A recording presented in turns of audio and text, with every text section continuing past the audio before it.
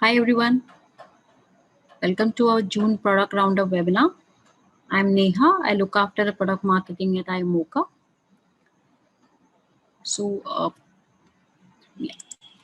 So before we start, a few pointers for you all. So feel free to post your questions anytime during the webinar. We will have a Q&A session at the end. Also, ensure that you have joined with the join audio button in the bottom left corner, and also make sure the volume is turned up on your speaker. So this will ensure that there are no audio hassles. We also have a feedback poll. Please fill it up, and we will love to hear it from you guys. All right, so let's start. So first, let's go through the things that you will learn in this webinar. So first is how to streamline your recruitment data with test analytics. What are activity logs? And lastly, the new skills that are launched in June. We'll go through each one. So how to streamline your recruitment data with test analytics. So before we begin with the problem statement, I would like to share a small quote that most of us will agree with. So accurate data gives you the power to attract great talent. And I believe this is true. Data gives you immense power to optimize your recruitment strategy and attract and hire the best talent out there. So when we were trying to get started with test analytics, we spoke to a lot of our customers, and the customers told us that they need recruitment data to analyze the metrics and everything, and this is what formed our use case. So the use case is that recruiters and hiring managers are often scrambling to create reports that accurately showcase important recruitment metrics. So there is invite to appear ratio. So this is a ratio of how many people were invited for the assessments and how many candidates actually appeared for it. So a lot of insights for this. Then there is test performance. So you have created a test, but you have no idea how it is performing. Whether what is the average test duration for the candidates, the timing is too tight for them, or it is comfortable for them. They are completing the test really well, that sort of data. And then you have the question insights. So iMocha gives the flexibility to add your own questions or use our skills library. So question insights give a deep level of insights on each of this question that is used. So how many people attempted that question, what was the average correct response of the candidates, and what is the actual difficulty level of the question. Let's say I have assigned it as easy, but the candidates find it really hard, or a medium difficulty level. So all those insights were required. So to tackle this challenge, we rolled out a feature called as test analytics. Okay. So test analytics is available for all the tests which are created after 1st of Jan 2021. So it will help you see your recruitment data right from the invitation stage to the candidate feedback. It will also display multiple metrics in a single click, and obviously help you create well-balanced assessments. So let's see how it looks on the app platform. Yeah. So you can log into your account and you can take any test. Just make sure that the test has data after 1st of January, because that would be important. And over here, you can see a tab called as test analytics. So you can just click over here. Yeah. So test analytics actually opens to the assessment quality tab, but we will go through each tab one by one. So first is the candidate response. So candidate response score, this one over here. This is sorry, this is nothing but the percentage of candidates that have appeared for the assessment as compared to the invitations that were sent. Now, one thing to remember is this ratio will only be applicable for the email invites. This is not applicable for open link URLs or open link invites. So if you have sent email invitations, uh, for the test. This is for the last 6 months. So the candidate response score over here is 58%. Next, you have the invitation pipeline. So the invitation pipeline in one go will tell you what has happened to your invitations, like the number of invitations that were sent, and it will finish off whether on the number of tests completed. So if you look at this example over here, you can see 136 invites were sent, email invites.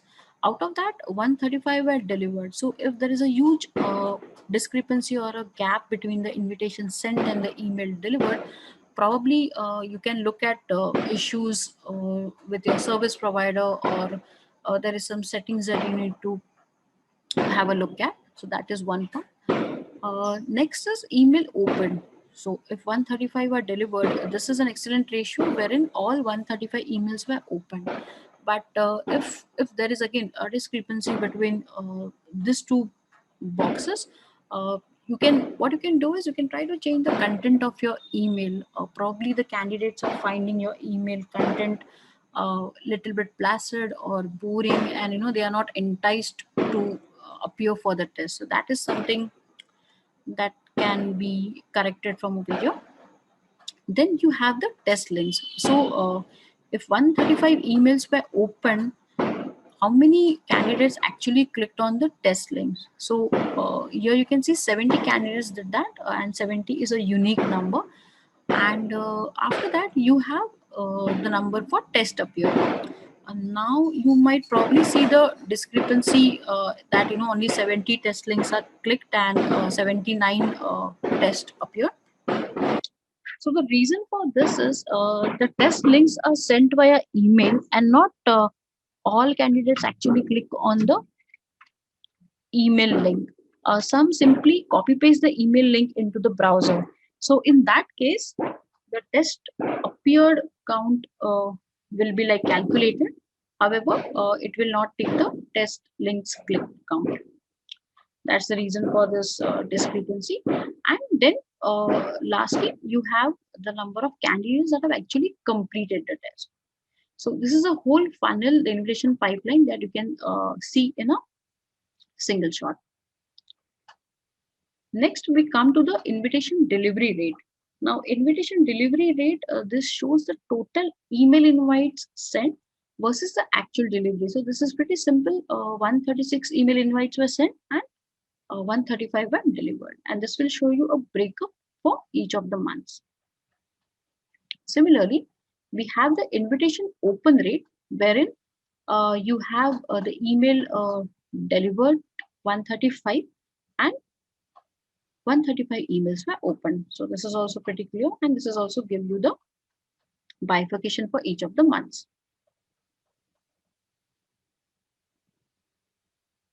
Next, we come to the invitation click rate. Now, invitation click rate is after opening the email, what percentage or how many candidates actually clicked on the test link. So you can see 70 candidates have clicked on the test link after opening the email. That is amounts to 52%. After that, you have the invitation appeared rate. So in invitation appeared rate, if 70 people have clicked on the test link, how many have actually gone on to appear for the test? Now again, as I mentioned earlier, so this can sometimes be skewed. This is because people might just simply copy paste the test link and paste it in the browser instead of clicking on it. That might be the reason for the discrepancy over here. So this is all for candidate response score. Now we move on to the next part, which is assessment quality. So when you click on assessment quality, this will actually give you the candidate pipeline and take it right to the candidate feedback part. So in the candidate pipeline, you can see that the total invites were 140. So out of the 140, bifurcation was that email invites are 136, open URL are 4, and there are none of API invites. And of the total invitations, so 64% actually appeared for the test, and 83% actually completed the test after appearing. So out of the 89 candidates that appeared for the test, 74 completed it. Then The next parameter you have is the test status. So test status is nothing that out of the 89 appeared candidates, how many actually completed the test? So you can see here 74 candidates completed the test, and over here 15 candidates have the test left status. This means they started the test and then left it midway. There are two more status over here. So one is test terminated and one is test suspended. Test terminated mostly happens when there is any kind of violation that is detected by the system, and the setting is set to test termination. So if something of that sort happens, the test is terminated. And test suspended is a kind of a technical glitch wherein the candidate attempts to start the test, but the test does not get started due to any technical difficulty or any technical reason. So that is then termed as test suspended. We move on to the next parameter. So we have the candidate performance. So the 89 candidates that have appeared for the test, what are the performance meters? Like how well have they performed for the test? So here we can see that a majority of the candidates fall in the beginner category. So this test performance categories, these are customizable for each account. So every customer can decide on what test performance categories are required by them. So you can see 0 to 25, there are 62%. Then in intermediate, there are 20 candidates, experienced 5 candidates, and proficient 2 candidates. Then you have the section analysis. So in section analysis, it will tell you the average test percentage. So 17 is the average test percentage of this test. And we have 3 sections over here. So you have the SQLite, coding 1 and coding 2. So at first glance, if you see, so coding 2 is quite on par with the average test percentage. This is 17 and this is 16. So a good section to have. Whereas people are scoring really well in SQLite and not so much in coding 1. So recruiters, hiring managers, or test creators can go back and look at this section and probably try to make this section a little bit difficult or this section a little bit easy, and try to get the average section percentage somewhere in line of the average test percentage. So this calibration you can do after knowing this metric. Then we come to the score distribution. So score distribution is actually a bell curve wherein you can see the performance of the candidate and how the candidates have performed.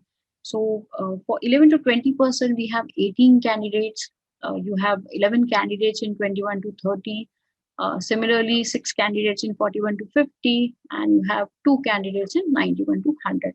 So you can see the performance of the test over here, and you can also see the distribution of all 89 candidates in this bell curve. Next, you have the average attempt duration. This is an interesting part wherein you know that the total test duration is 55 minutes and the average time that is taken by the candidates is 35 minutes. And you also have the minutes in this buckets wherein you can see 10 candidates are finishing the test in 0 to 11 minutes. There are 24 candidates that are finishing it in 34 to 44 minutes. Whereas there are 31 candidates that are taking like the maximum time of 45 to 55. And the average is coming into 35 minutes. So this is a neutral time to have, just neither good, neither bad.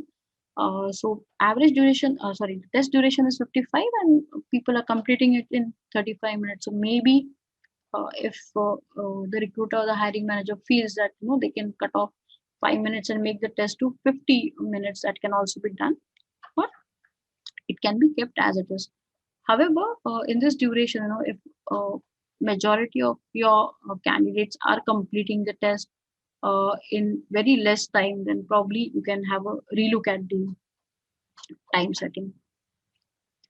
Next, we move on to the candidate feedback.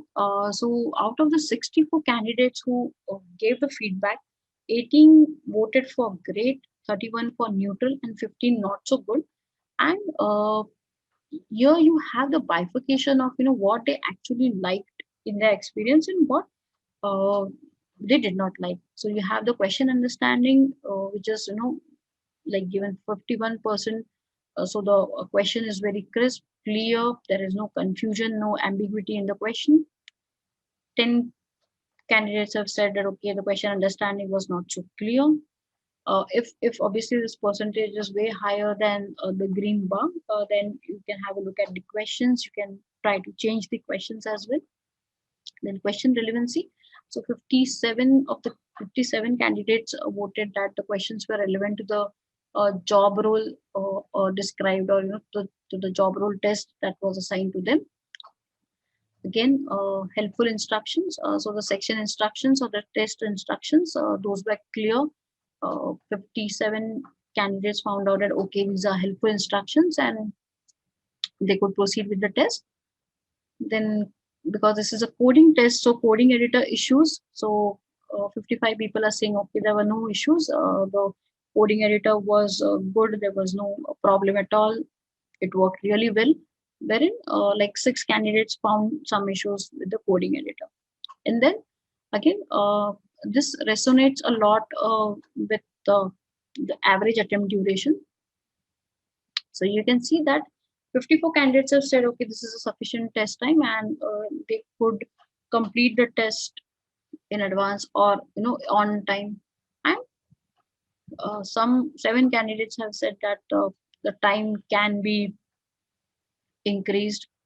So that is what they felt. So you can have a look at the feedback over here. Next, we have the question insights. Now, question insights part is a bit interesting because this will give you granular level insights for each of the questions that has appeared in the test. So over here, this is the question ID. These are all coding questions. So for the SQLite question, SQLite section, sorry, for one question, it was attempted by 154 people, 115 answered it, 39 candidates did not answer it. Out of that, 61 were correct attempts, 93 were incorrect attempts. And the interesting part is that the original assigned difficulty level for this question was easy, whereas when the candidates are actually trying to, attempt a question or solve the question, the difficulty index based on how many people actually got it correct is 0.4, which is coming to medium difficulty level. So probably if you want to change the test composition or anything like that, you can do. This will be helpful for the coding 2 section, wherein nobody is getting the right answers and the assigned difficulty is medium, and probably the candidates are finding it uh, difficult or very hard to solve. So this was all about the test analytics part. Yeah, let's move on to the next thing. So what are activity logs? So activity logs is more from the security and compliance perspective, and also to help accounts with multiple users know the exact changes or modifications that are done to the test in the account. So the use case for this was pretty simple. A lot of users use the same account or use the same test for their candidate, and often changes are made which are not logged anywhere. Like let's say this morning I am giving a test, like I'm creating a test and I have put in certain settings, and somebody else who's also using the same test goes and changes it. Then when I'm looking for the logs, I have no idea who has changed what, and that can create to chaos and confusion, right? So to solve this challenge, we came up with something called as activity logs. Now activity logs like this will monitor and record all the changes done to the assessment, and you can access it from the global settings. Like I'll show you how it is on the test platform. So you can go to the settings, global settings. Now you need to be super admin, or you need to have the rights to view it, after which you can see it. So over here you can see this is the activity log. So any change that is made to your test, all the changes are logged over here. So here you can see this test uh, 15th July, okay, 5:24 p.m. This some changes were done to this test, uh, and the changes are also logged over here. So this is a test ID, so you can click over here and go to the test and the log type. So these are test link updates, and the update is there was one open link which was created. Again, for the same test, the test was published, and so on. You have settings like on the test level, so question settings update. So these are the logs that one skill was added to it. You can also have a log wherein somebody deletes a skill, so you know that the test composition has changed. Again, you also have the updated by. So going further down, you can see that there is another user under this account which has access to this test, and they can go and change the test. So you know that somebody, on 8th of July, one person has changed the test and the test was published.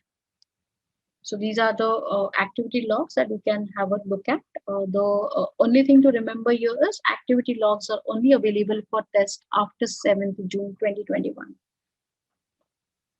So that is something you can have a look at. All right. Moving back to our presentation. So lastly, we have the new skills launched. So we have in Microsoft, we have two new skills that are launched. We have one in JavaScript, one in Oracle. We have one in business intelligence, software development, and Python. And all these skills are live on in a skill library. So you can have a look if you have any requirement, any job description, where you feel this skills will come in handy. You can just go ahead and add it to your account and invite candidates for the test. All right. Uh, All right, everyone. So that's it from us over here. Thanks for joining in, and we'll be sending the recording of this shortly. Have a great day. Bye.